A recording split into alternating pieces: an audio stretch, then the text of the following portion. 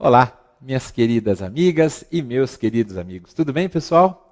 Estamos aqui de volta para mais um bate-papo, nosso nono encontro já, né? Eu estou muito feliz, muito mesmo. E eu sempre começo as nossas gravações dizendo da minha felicidade, porque realmente é uma alegria muito grande. Eu estou muito contente com o feedback de vocês, com o resultado e esperando com toda a humildade do mundo, com toda a serenidade também, que nosso trabalho possa ser uma ferramenta útil na preparação de cada um. Amigos, como eu disse no encontro passado, eu começaria este fazendo um resuminho das aulas 7 e 8, antes que a gente ingresse propriamente na temática das tutelas provisórias. E vou fazer dessa vez um resumo bem rápido.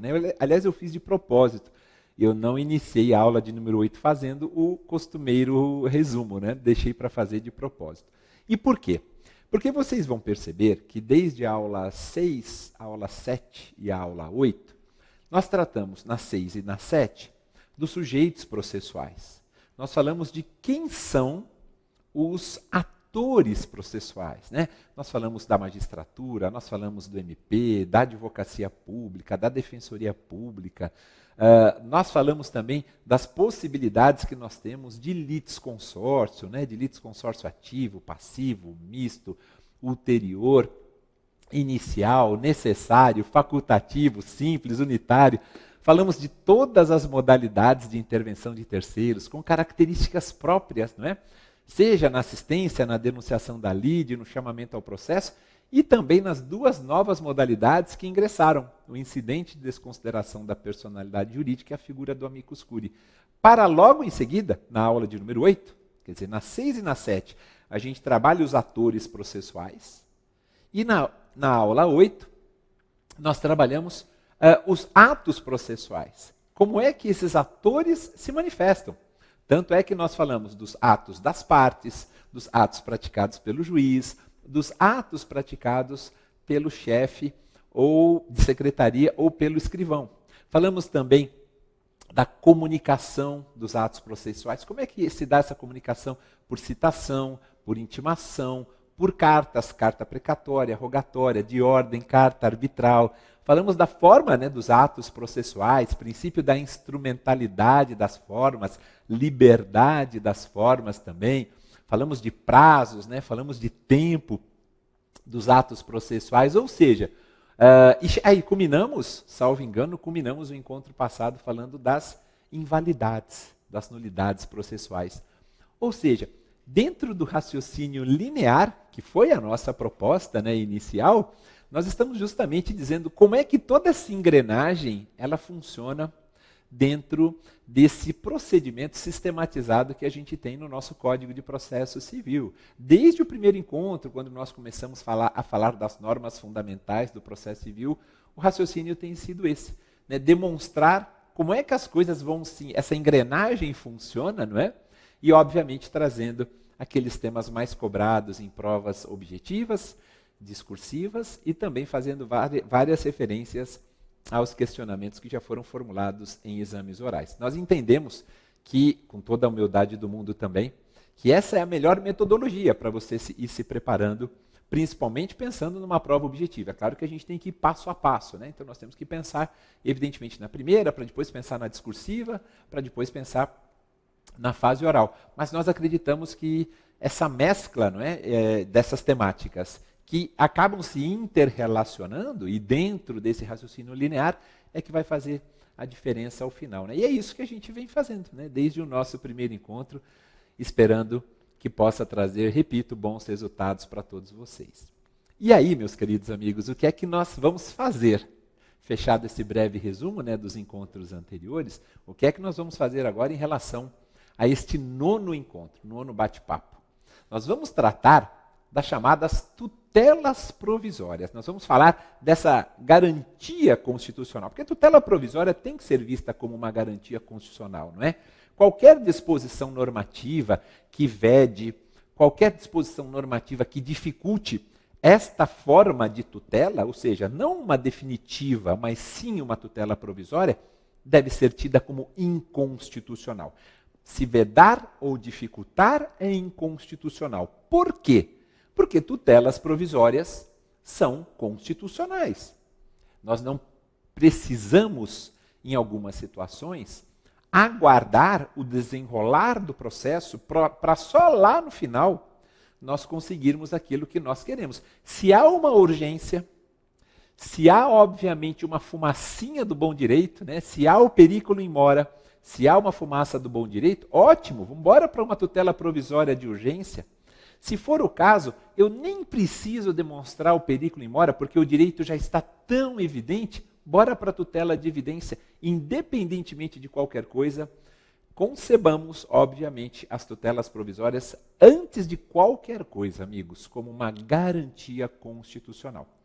Tudo que nós falamos nos encontros anteriores, né, trazendo até esse encontro atual, foi justamente para mostrar como é que a engrenagem funciona, não é? E agora a gente pensar, antes de trabalharmos com tutelas definitivas, antes de trabalharmos com toda a sistemática, formação, suspensão, extinção do processo, né? Depois nós vamos falar de todo o procedimento comum como um todo, nós encaixamos no nosso 9º encontro a possibilidade também de trabalharmos com tutelas provisórias.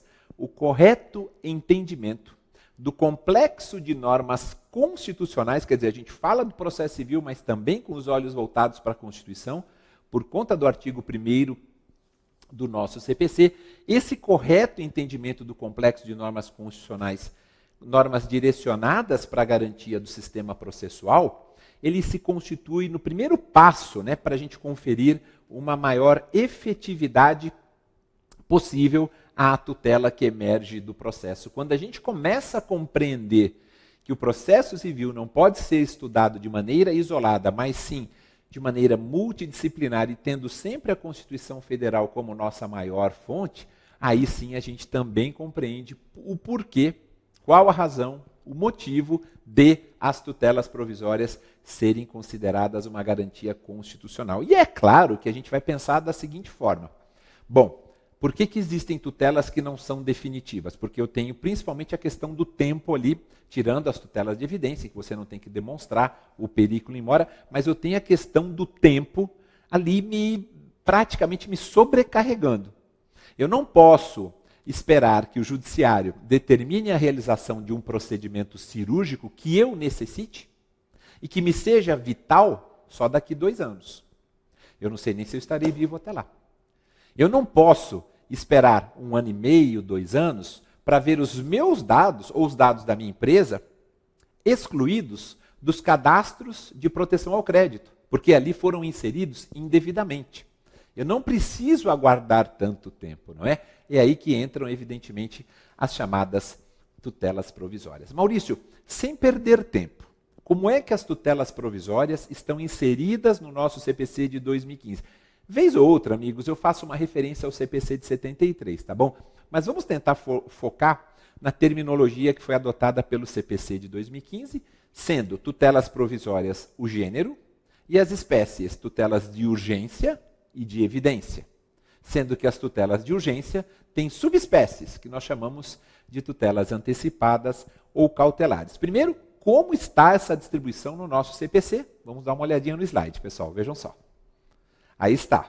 Nós temos as disposições gerais em 6 artigos, 94, 95, 96, 97, 98 e 99. Né? As tutelas de urgência, nós temos disposições gerais em 3 artigos, 300 a 302. As tutelas antecipadas antecedentes em 2 artiguinhos extremamente importantes, 303 e 304. É uma figura nova, né? Um instituto novo que nós temos no CPC.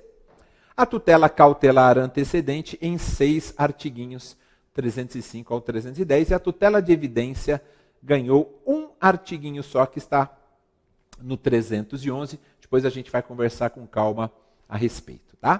Pessoal, então é assim que nós temos a distribuição no nosso CPC. Evidentemente, pessoal, que quando nós falamos de tutelas provisórias, é que eu chamo um pouquinho da atenção de vocês, humildemente. Porque se vocês pegarem o início assim, pessoal, eu tenho certeza que o resto fluirá. Para a gente conhecer como é que essa engrenagem, de novo, hein, Maurício? 4ª ou 5ª vez você fala engrenagem. Hoje eu estou com a palavra engrenagem na cabeça. Mas é de propósito, viu, pessoal? Vocês vão perceber. É como se fosse mesmo uma engrenagem de um motor, né?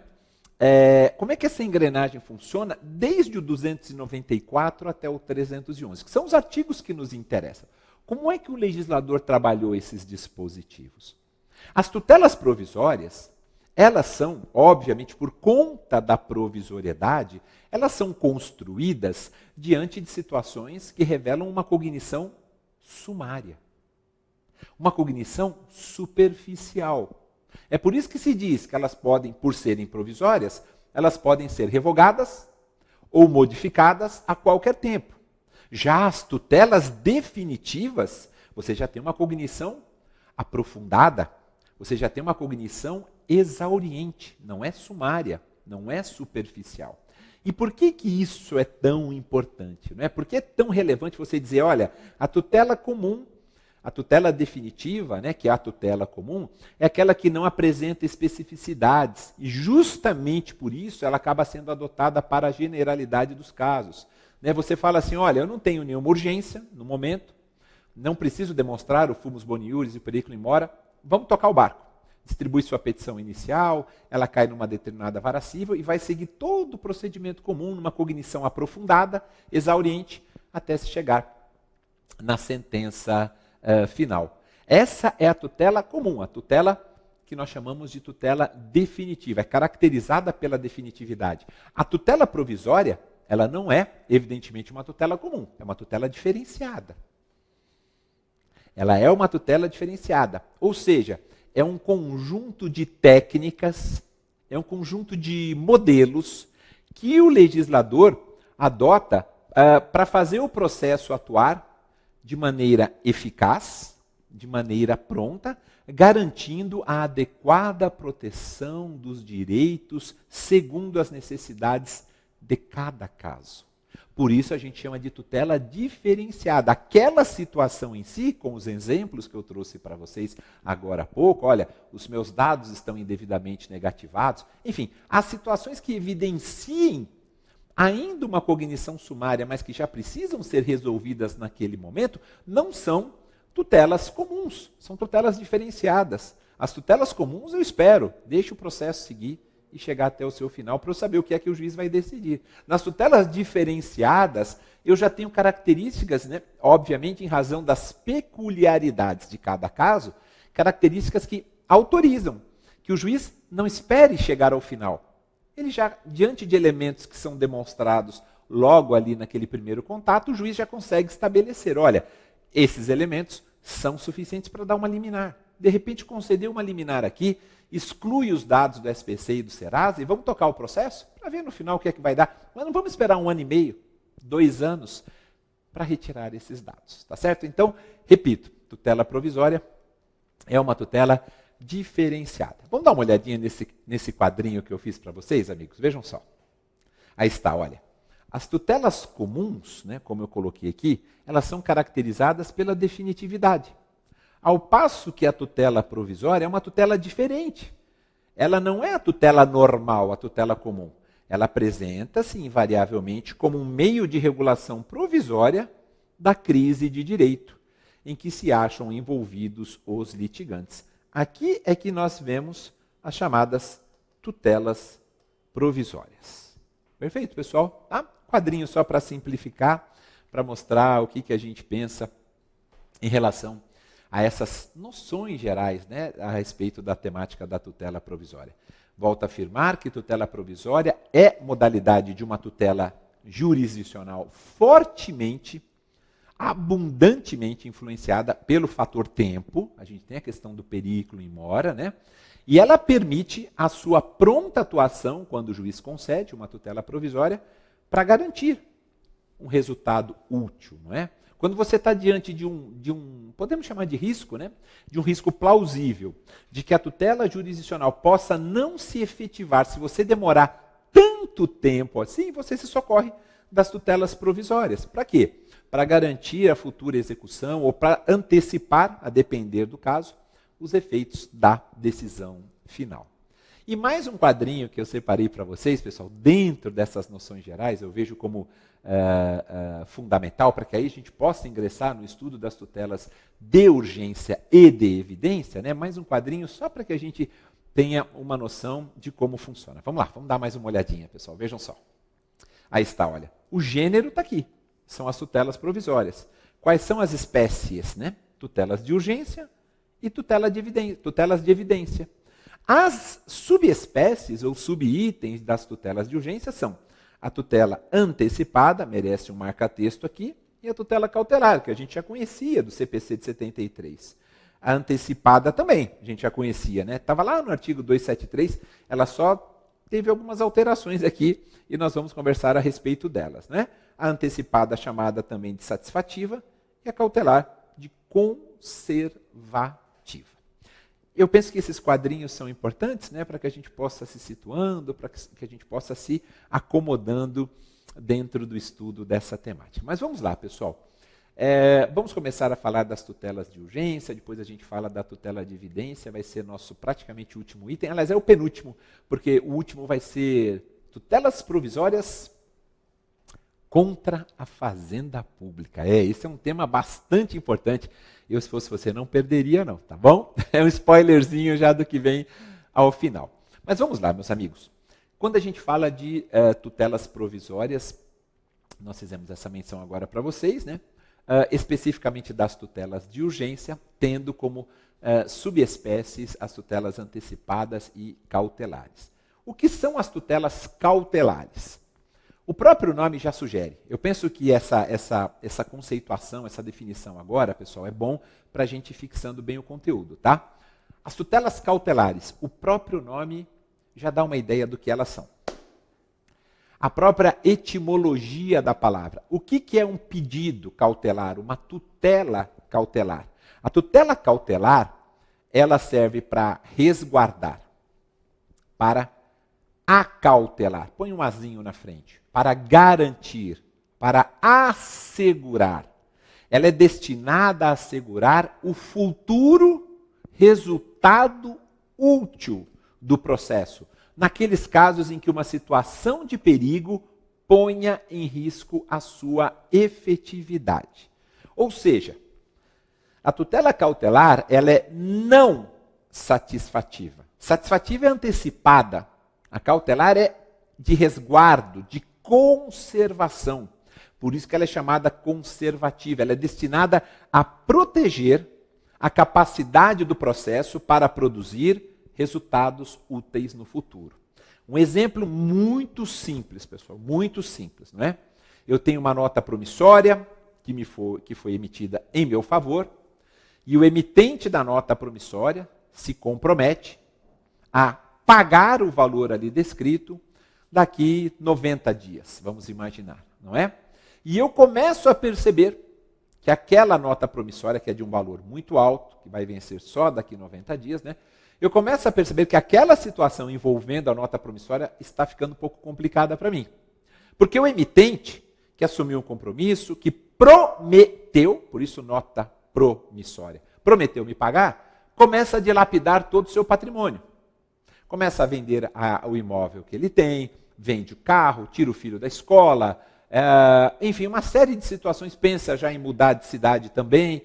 Eu falo, opa, daqui 90 dias vence a minha nota promissória. Se eu não me resguardar, se eu não me acautelar, daqui 90 dias, quando a nota promissória vencer, e eu tiver que executá-la, obviamente, porque até lá eu não posso executá-la, se eu tiver que executá-la, o que é que vai acabar acontecendo, meus amigos? Não terá patrimônio algum da parte emitente da nota promissória. Então, eu me acautelo, eu peço uma tutela cautelar, por exemplo, de arresto. E requeiro ao judiciário que o oficial de justiça vá até a residência do cidadão, emitente da nota promissória, veja quais são os bens passíveis de penhora, para poder já, arrestando esses bens, né, eu pelo menos ter um resultado útil do processo lá na frente, daqui 90 dias, quando a nota promissória vencer. Perceberam, amigos? É um exemplo bem simples, né? Mas é só para caracterizar a tutela cautelar. Já a antecipada. A tutela antecipada, tal qual a cautelar, só lembrando que tanto a cautelar quanto a antecipada eu preciso demonstrar o fumus boniuris e o periculum in mora. A fumacinha do bom direito e o perigo na demora, não é? Mas a antecipada, tal qual a tutela cautelar, ela é marcada, amigos, por uma luta contra o tempo, literalmente, visando minimizar e até a neutralizar todas as consequências, né, deletérias, as consequências ruins, que a demora na outorga da prestação jurisdicional definitiva poderá acarretar ao bem litigioso. Para tanto, o legislador, ele muniu o juiz, ele conferiu uma certa, entre aspas, munição ao juiz, no sentido de poder precipitar, né? Ou seja, antecipar a ocorrência de certos efeitos externos ao processo. Ou seja, propiciar, permitir a imediata satisfação do bem tutelado, adiantando os efeitos da sentença de mérito, antecipando os efeitos da sentença de mérito. Mas a luta, tanto na cautelar quanto na antecipada, é uma luta contra o tempo. E ainda, pessoal, já que ingressamos, né, no exame das tutelas de urgência, é importante a gente lembrar também que as tutelas de urgência, ou seja, antecipada e a cautelar, elas podem ser requeridas em caráter incidental ou antecedente. Incidental ou antecedente. Tutela de evidência é sempre incidental, não existe tutela antecedente de evidência. Ah, Maurício, mas a doutrina menciona que esse foi um equívoco do legislador, ele deveria ter também previsto a possibilidade, né, de tutela de evidência em caráter antecedente. Amigos, isso para uma prova discursiva, isso para um exame oral, ótimo. Prova objetiva 311 é muito claro no sentido de que tutela de evidência somente pode ser requerida em caráter incidental. E só um detalhe, né, pessoal, porque a gente fala caráter incidental, e lembrando, né, principalmente das tutelas de urgência, que é o nosso foco agora, lembrando que elas podem ser requeridas em caráter antecedente ou incidental, e a gente fica falando assim, mas se por acaso a parte autora já formula o seu pedido principal e vem com um pedido de tutela de urgência lá no finalzinho, né, tutela de urgência em caráter antecipatório ou cautelar, aquele pedido de tutela de urgência ali, que vem junto com a inicial, é antecedente. Não é. Não é. Se eu já trago o meu pedido, que é o que a gente está acostumado aqui no Brasil a fazer, não é, pessoal? A tutela antecipada antecedente é uma novidade. A gente ainda não está acostumado com ela, não. E eu vou falar daqui a pouquinho para vocês quando a gente trabalhar o 303 e o 304. Mas quando você já faz uma petição inicial, que é o nosso costume, você coloca lá, olha, eu quero uma... Você ingressa, sei lá, com uma ação de obrigação de fazer, acumulada com danos morais, alguma coisa do gênero. Aí você vem, descreve os fatos, os fundamentos jurídicos do pedido, maravilha, tudo que você quer. Aí no final você fala assim, requeiro também a concessão de tutela provisória de urgência a título antecipatório, tal.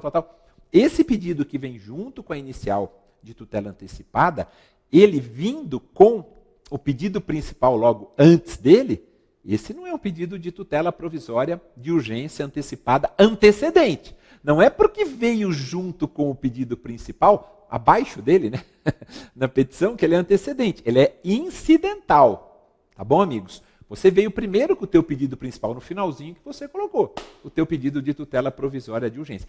Quando você pede só a tutela antecipada antecedente ou só a tutela cautelar antecedente, aí a gente pode dizer que é antecedente, não é? Você já vai descrever, dar uma ideia do que você quer como pedido principal, mas o teu foco não é o pedido principal. O teu foco ali foi tutela provisória de urgência antecipada, tutela provisória de urgência cautelar. Ambas em caráter antecedente. Isso eu quero resolver primeiro, tá certo? Então eu preciso, por exemplo, Excelência, eu gostaria que o senhor, por favor, fixasse qual o valor que eu tenho que pagar a título de pensão alimentícia. Tá bom? Depois eu ingresso com uma ação aí de oferta de alimentos, né? Esse vai ser o meu pedido principal. Depois não, né? Você entra com o teu pedido de tutela provisória de urgência, falando, eu quero que fixe os alimentos. Você já dá uma ideia, né, de quanto você vai ofertar, mas naquele momento você quer estabelecer o valor. Qual é o valor que eu posso pagar? Excelência, eu estou achando que eu consigo pagar 3 salários mínimos, tá bom? De pensão para os meus filhos. O senhor fixa aqui o valor. E depois a gente discute o binômio, a necessidade, possibilidade, no pedido principal. O pedido principal não é o meu foco ali. O meu foco é que os valores alimentícios sejam fixados. Tá bom? Espero que tenha ficado claro isso, meus amigos. E como eu disse a vocês, também não se esqueçam, o artigo 296, 296, é fundamental para a gente compreender. Nós estamos diante de tutelas de cognição sumária, e por serem técnicas de cognição sumária, né, serem tutelas jurisdicionais não definitivas, elas podem ser revogadas ou modificadas a qualquer tempo. O 296 é um dispositivo que merece a nossa atenção. Vou ler para vocês aqui, nós vamos ler juntinhos, eu tenho certeza que os amigos não vão esquecer mais. Olha, a tutela provisória conserva sua eficácia na pendência do processo. A tutela provisória vai conservar sua eficácia durante o momento em que o processo estiver tramitando. Mas pode, a qualquer tempo, ser revogada ou modificada. Aqui é a tutela provisória, tanto a de urgência quanto a de evidência. Parágrafo único. Salvo decisão judicial em contrário, essa perguntinha já caiu em prova objetiva, se tivermos decisão judicial em contrário, tudo bem, né? Salvo decisão judicial em contrário, a tutela provisória conservará a eficácia durante o período de suspensão do processo. Então imagine que num determinado processo, que já tenha tido tutela provisória deferida, as partes requeram ao juiz, excelência, por favor, suspende o processo. A gente vai ver se consegue firmar um acordo aqui, uma autocomposição. O senhor, por favor, suspende. Ele vai falar, suspendo, mas ao mesmo tempo, por exemplo, né, o juiz pode falar, eu suspendo, eu vou revogar a tutela provisória que foi concedida anteriormente. Revogar a eficácia, né, que ela estaria ali produzindo. Se assim o juiz determinar, ótimo. Se o juiz não determinar nesse sentido, mesmo durante o período de suspensão do processo, a tutela provisória conservará a sua eficácia. O mais importante é isso, meus amigos, saber que a regra é que conserva a eficácia mesmo durante a suspensão do processo. Só não vai conservar se houver decisão judicial em sentido contrário, tá bom? Esse é o artigo 296, extremamente importante para que a gente possa compreender, né, como é que tudo isso funciona. Amigos, outro ponto que eu gostaria também de trabalhar com vocês. Vamos imaginar, essa é uma questão que tem mais a ver até com jurisprudência, não é?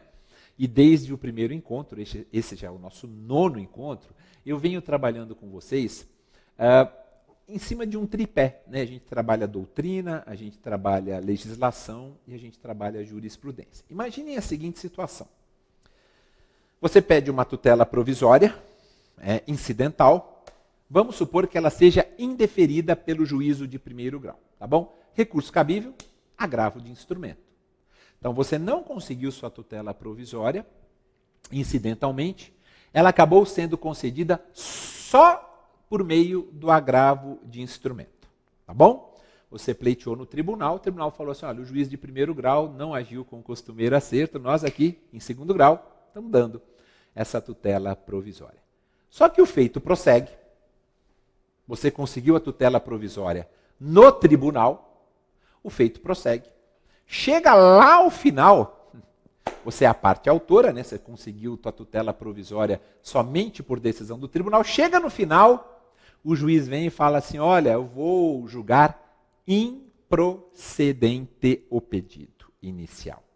Você tem uma tutela provisória que o tribunal te deu e o juízo monocrático de primeiro grau julga improcedente o pedido.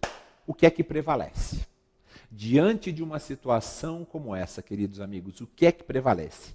A decisão proferida pelo tribunal em sede recursal, né, porque foi interposto o agravo de instrumento, numa cognição sumária, prevalece essa decisão do tribunal por conta do agravo de instrumento, ali foi numa cognição sumária, ou prevalece a sentença do juízo de primeiro grau, que foi proferida numa cognição exauriente. A sumária, lá em cima, né? Ou exauriente?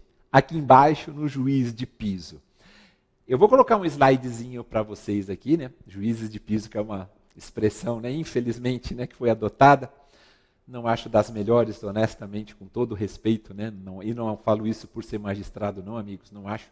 Acho que existem expressões que a gente precisa refletir bastante, né? Da mesma forma que Antigamente, os juizados especiais eram chamados de juizados de pequenas causas. Não existem pequenas causas, né? Todas merecem o nosso respeito, independentemente do seu valor, né? Mas vamos lá, vamos dar uma olhada. O que é que o STJ entende? Eu trouxe alguns julgados, são até um pouco mais antigos, tem julgados mais recentes, né? Mas é só para a gente ter uma noção. O que é que prevalece? A concessão da tutela provisória pelo tribunal em cognição sumária ou a sentença do juiz de primeiro grau em cognição exauriente. Vejam só. Amigos, aí está. O STJ entende que, nesse caso, deve prevalecer a espécie de cognição. Ah, Maurício, eu já sabia. E não é porque veio do tribunal que vai prevalecer a decisão do tribunal. Não é o grau hierárquico que prevalece. Ou seja, mais vale a certeza de um juízo de primeiro grau do que a probabilidade de um tribunal. E aí tem vários julgados, da quarta turma, da segunda turma. Depois eu posso passar aqui para todos vocês. Temos até mais julgados do STJ nesse sentido. Esses são os mais antigos e os melhores fundamentados que eu já encontrei. Por isso que eu resolvi citá-los. Amigos, um outro ponto importante, ainda sobre as disposições gerais, só para a gente encerrar esse nosso primeiro bloquinho, né? Nós temos no artigo 297, permitam pegar aqui o nosso CPC mais uma vez, né? Repito, tutelas provisórias começam no 294, vão até o 311. No 297, nós temos o chamado poder geral de cautela do juiz. Maurício, então significa que o poder geral de cautela, aquele que a gente tinha no CPC anterior, ele foi mantido? Foi, tem até enunciado do FPPC também nesse sentido. Aliás, os amigos que quiserem, eu terei o maior prazer em encaminhar, tá bom? A todos vocês os enunciados do FPPC, Fórum Permanente de Processualistas Civis atualizados. Eu fiz parte de todas as edições, tenho ali um roteirinho. É só me mandar uma mensagem, tá, amigos? No e-mail que eu deixei para vocês no nosso primeiro encontro ou através do Instagram, eu terei o maior prazer de encaminhar para vocês, tá bom? Mas vejam só o que diz o 297, que é a manutenção do poder geral de cautela. O juiz poderá determinar as medidas que considerar adequadas para efetivação da tutela provisória. Parágrafo único. A efetivação da tutela provisória observará as normas referentes ao cumprimento provisório da sentença no que couber.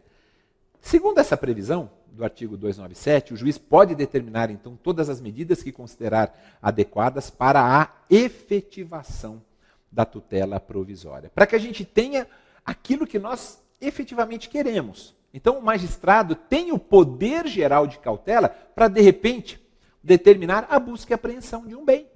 Isso é perfeitamente possível.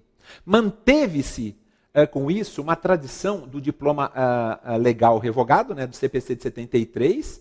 Esse dispositivo prevê essa efetivação da tutela provisória e não a execução da decisão concessiva de tutela provisória, né? O termo efetivação, na verdade, ele significa a execução da tutela, não é? Que não dependerá de um processo autônomo e que se desenvolve por mera fase procedimental. É isso que a gente vê no artigo 297, especificamente no seu parágrafo único. Então, ainda temos, sim, o poder geral de cautela no nosso CPC, ele não acabou, repito, temos enunciado do FPPC nesse sentido, o juiz pode adotar todas as medidas porque é um poder hífen dever do magistrado para dar efetividade àquela tutela provisória. E isso até mesmo de ofício. Ex ofício não tem problema algum nesse sentido. O que mais importa, é claro, é que se dê a tão almejada efetividade. Maurício, o ideal não é o juiz dialogar antes com as partes, por conta do artigo 9º, do contraditório substancial, por conta do artigo 10, vedação à decisão surpresa, sim. Mas a depender da situação, isso seria o ideal. Mas a depender da situação, o juiz vai determinar medidas ex officio que ele precisa urgentemente, porque senão um bem pode ser dissipado, não é? Um patrimônio pode ser dilapidado. Esse poder geral de cautela ajuda nesse sentido. Outra coisa, pessoal, outra coisa importantíssima, artigo 298. Falamos do 297, né? Deixa eu só falar rapidinho do 298, que é aquilo que a gente já vem falando há algum tempo. O sistema de fundamentação das decisões judiciais foi alterado, na minha opinião. Saímos de um sistema de fundamentação suficiente para um sistema de fundamentação exauriente. Ou seja, o juiz que conceder negar, modificar ou revogar qualquer tutela provisória, quando ele vai conceder, quando ele vai negar, quando ele vai modificar ou quando ele vai revogar, a decisão dele tem que ser devidamente fundamentada. O juiz tem que justificar racionalmente o porquê de ter chegado àquele convencimento. Tá bom, amigos? O 298 é uma consequência do artigo 11 do CPC, que a gente falou no nosso primeiro encontro. É uma consequência do 489, parágrafo 1º também, tá? Pessoal, e mais um ponto que eu quero falar com vocês aqui agora, só para que a gente possa fechar. É o artigo 299. Eu preciso falar por quê? Porque ele tem a ver com a questão da competência, não é? O artigo 299, ele é o responsável pela determinação da regra de competência para o requerimento da tutela provisória. Quem é que vai apreciar? Ah, Maurício, é simples. Se eu já tenho uma demanda em andamento, eu vou pedir uma tutela incidental, né, seja ela de urgência ou de evidência, é para aquele juízo, que já está ali responsável por aquela demanda. Ótimo, esse é o mais simples de tudo. Não é? Mas o 299, ele traz um plus, né, digamos assim.